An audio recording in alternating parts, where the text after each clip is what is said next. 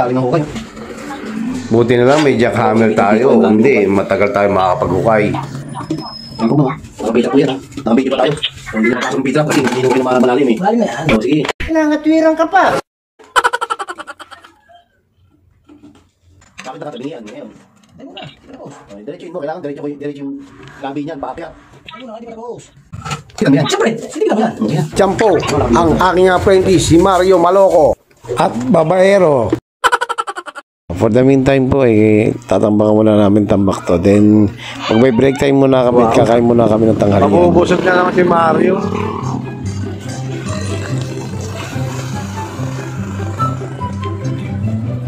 Tama, bubusog na naman si Mario nito. Laki nito. Dami, marami man laman yan. Tignan mo nga, check upin mo nga. Oh, dami nga. Ayos. Tuwan-tuwa ka na naman yan, no? Mga tawag ito? Bulalo. Bone marrow. Oo. Bone marrow. Oh, ayos ah. Okay, be right back to work na kami mga works ka teammate.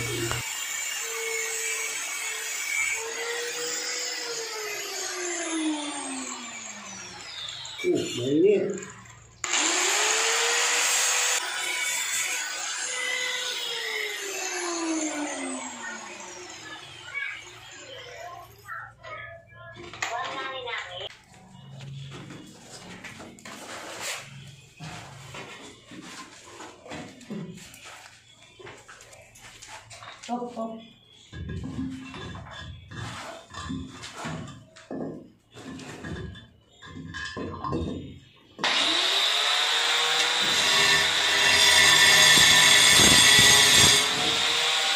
Nasa ko muna yung full threaded para pagpasok ng tornilyo, smooth yung pasok.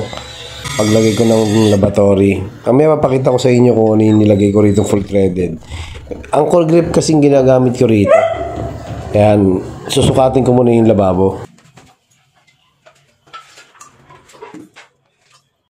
Ito po yung sinasabi ko sa inyo full threaded. Ayan, full thread. May nuts yan, may anchor grip sa dulo.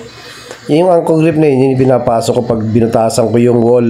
Yun na rin kasi ang pinaka niya, tox niya dun sa loob ng wall pagkatapos kong butasan. At syempre maglalagay na rin tayo ng washer para hindi malalaglag at maiipit nito yung lababo at matibay. Ang kagandahan lang nga dito sa full threaded na to is pag nakatusok na sila sa loob ng ng wall, di ba? Pwede mo siyang paluin pag hindi siya pantay para magpantay sila at pumasok sa napantay doon sa loob ng butas ng laboratory. At walagay mo na ng washer. Paglagay mo ng washer, ilagay mo na yung bolts, nuts. Ito yung nuts niya, yan o. Yan ang pinakahuling mag-grip doon sa mga washer para hindi nagagalaw yung laboratory. At yan po, matibay na po yan. Tapos na po pagkaka-install ng laboratory. Ngayon po, isusunod ko naman po dyan yung P-trap niya sa ilalim. Ayan po, kung napapansin nyo, yan yung dalawang full threaded. Ayan. Yan yung mga nilagay natin suporta sa ilalim, nuts, washer, kabilaan yan. Kaya lapat na lapat siya dun sa wall. Kaya walang kalug yan.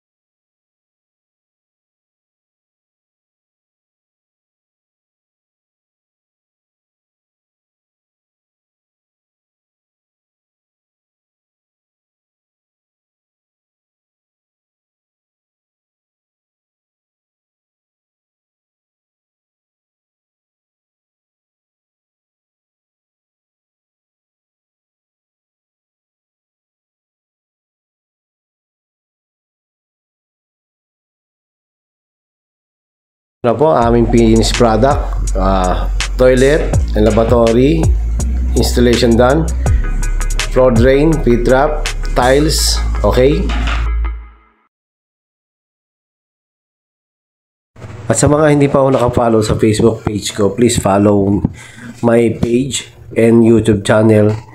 Please like, comments, share. Salamat po.